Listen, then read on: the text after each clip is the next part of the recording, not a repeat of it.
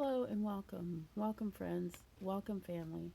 Welcome to my home and welcome to my sacred space that I prepared for us here. I'm Olivia, and this is Tarot and Coffee with Olivia here to do your daily pick tarot meditation. Today is not a timeless reading. Today is September 20, 2020.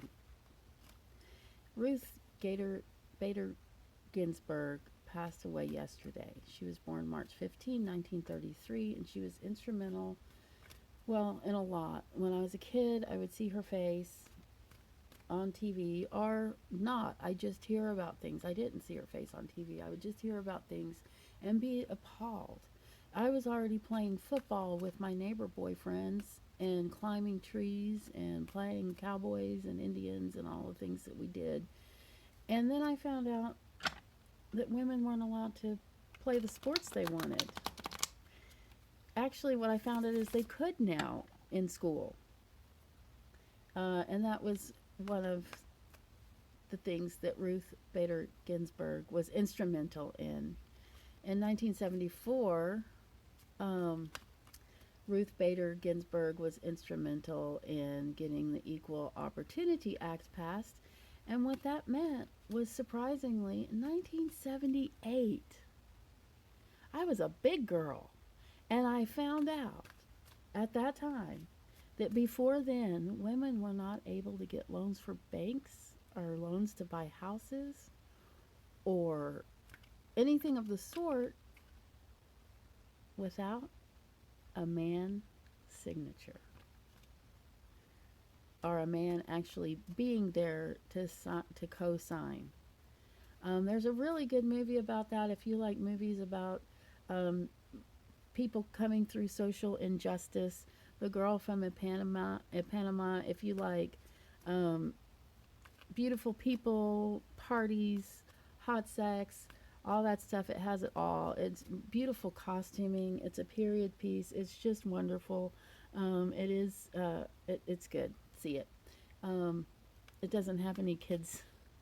It doesn't have any 11-year-old kids doing things that you could get arrested for if you had it on your computer. Um, Also, in 1978, I was even older.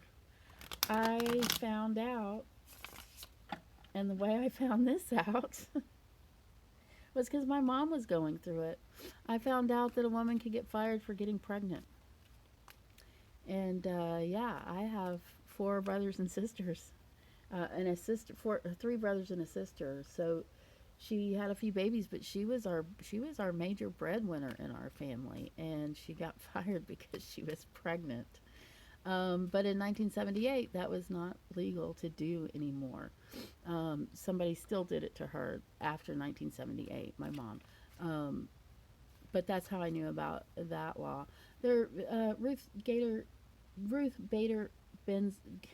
I'm sorry, I'm really discombobulated. Ruth Bader Ginsburg was instrumental in a lot of laws that have helped me, my mother, my daughters, in ways that I couldn't even imagine that we would even need help.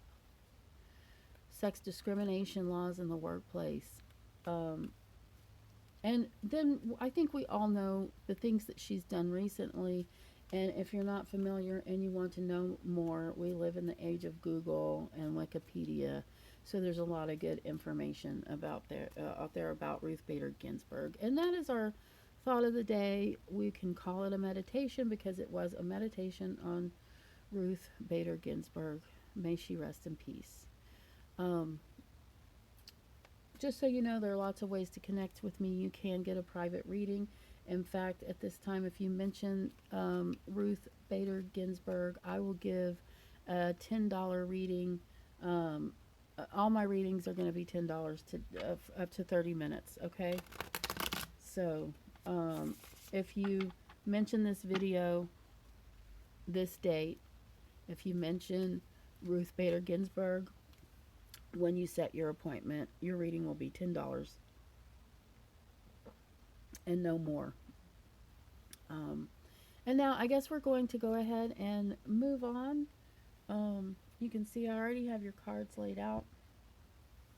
And I just have some little beads and rocks and shells laid out on the tops. I am going to show you those up close. And I will put them back down on the cards exactly as they are now, just in case you've already been looking at them and studying them. But I am going to show them to you all together because what they remind me of when they're all together is what sand looks like under a microscope. And if you haven't seen sand, photos of sand under microscopes, look those up too because it's really fascinating. Very fascinating. So that's what we have for card toppers today. And I will put them back on the same cards that they were originally on.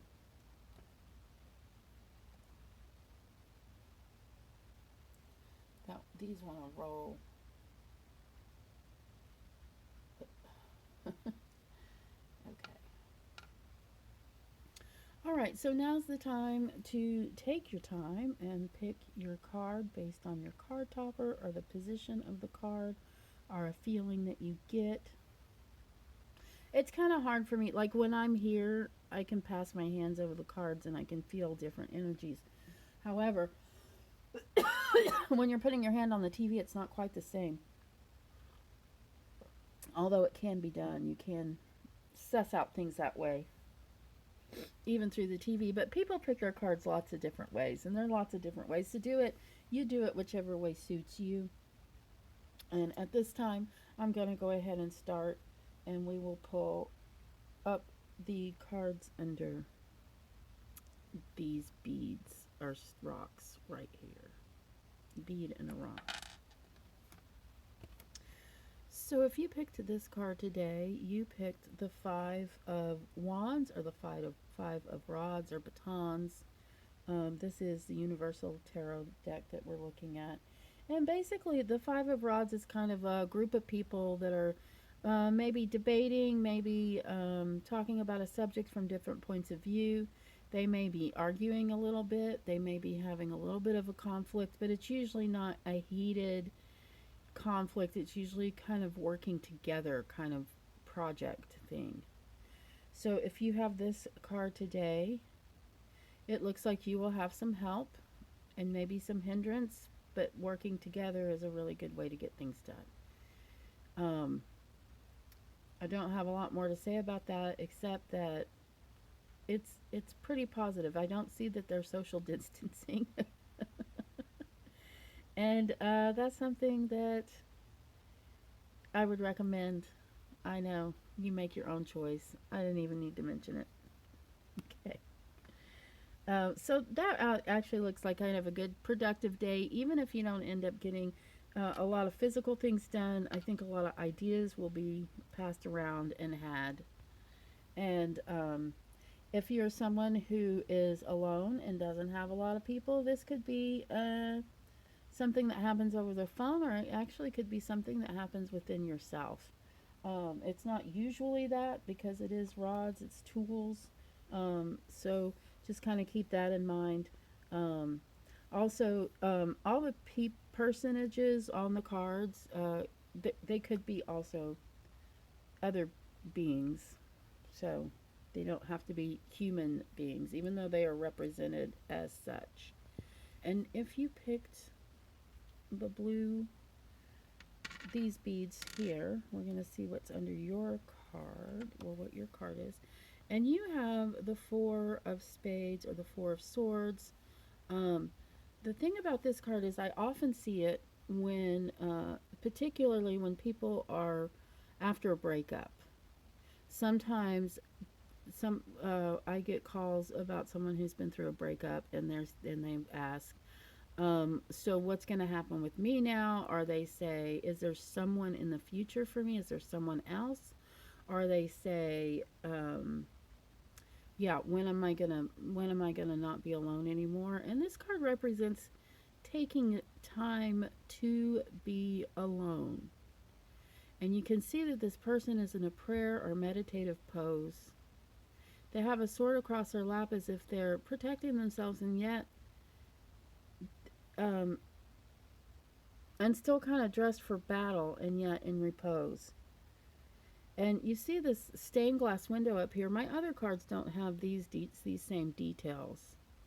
So it's a very different thing for me. But you see that couple up there, there's a line between them. I really do feel like, as I said, this is a time for you to take some time to woo yourself, to pamper yourself, to care for yourself, to dress yourself, to bathe yourself, to honor yourself. Make yourself your number one love.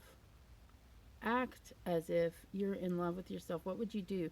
What would you want your lover to do? Someone who, what would you want them to do that for yourself? Bring you flowers every now and then for no reason? Do it. Take some time to really get to know who you are, what you want, what you like. You already know yourself. Get to know yourself a little more because we're constantly changing and growing. That was what was under those particular beads right there. And we are going to go ahead and move on to the next card that is under these beads. I think of this one bead right here. I just love that color.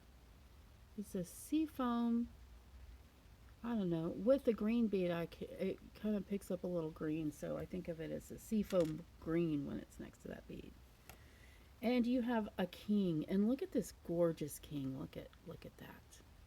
This is the King of Swords, and I love this deck. I want you to see his face.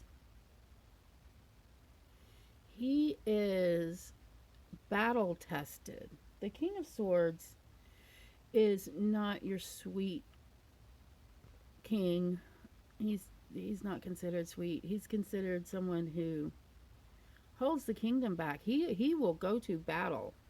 Not all kings do, In the movies they seem to, but kings don't always do that. He does. He is willing to. He is a equalizer. He is there to make things right. He is a force to be reckoned with, and I think you can see that in his face and how he's sitting. I see a lot of symbols around him. But basically, if you have this card today, he is either you or someone in your life. And either you or someone in your life is a great force to be reckoned with and someone to really pay attention to. He is the oldest and wisest king. So if he's giving you advice, listen to it. If it's you, know that people expect you to make things right. Sometimes that's not your job, so keep that in mind. You do have problem solving skills, lots of control. The King of Swords does not lose his temper easily. Honor your king today. If he is you, honor him as yourself. King cards are really great cards. They're good cards to have in the upright position. Whether they're you or someone else, they're someone helpful to you. And if they're you, then you truly are someone that needs to realize the power that you have and the power that you have over others. You're not someone who just lets things happen, at least not today. So now we're going to look what's under this last card here in our what if they were grains of sand under a microscope. Let's see what you have. Another king. Now this one is the sweet king. This is the King of Cups. Check him out. Look at his face. I know it doesn't look particularly sweet, but he is. He is also powerful. He is not the king that we were talking about just now. He is a very different kind of a king. He is the keeper of the grail. He protects his queen with everything that is. He's also a father figure and very diplomatic. He doesn't debate with the sword like the King of Swords does. He debates over a cup of wine, or mead, or or Coca-Cola. I don't know. Um, the thing about this king is if he is you or if he is someone else, he is someone that does have some really great intuition, psychic abilities, and you see the water behind him. That often has to do with emotion. So his emotions show a whole lot more than that than the King of Swords. He wears his emotions on his sleeve even. And he may lose his temper, but he comes back pretty fast if he does. So if he's you or if he is your king, and by he I mean they, um, realize your power and realize basically his one of his great this king's great powers is to feel and have compassion. And he feeds his people with his love and guides them in that way as well. I hope you enjoyed this card reading. I know it was different than what we've done, and I appreciate you bearing with me on that. And here we are at the end of this video. So it's time for me to say goodbye. I hope you did find something helpful or hopeful in this to fuel your hours ahead the next day or two. Do take whatever resonates with you, but also please do not make life-altering decisions or changes based on video pick-a-card readings. Please do like and subscribe and share and hit that notification bell and come back tomorrow. I hope you have a wonderful day today or evening, tonight, or wherever you are and however you find this. You take care. Love you. Bye.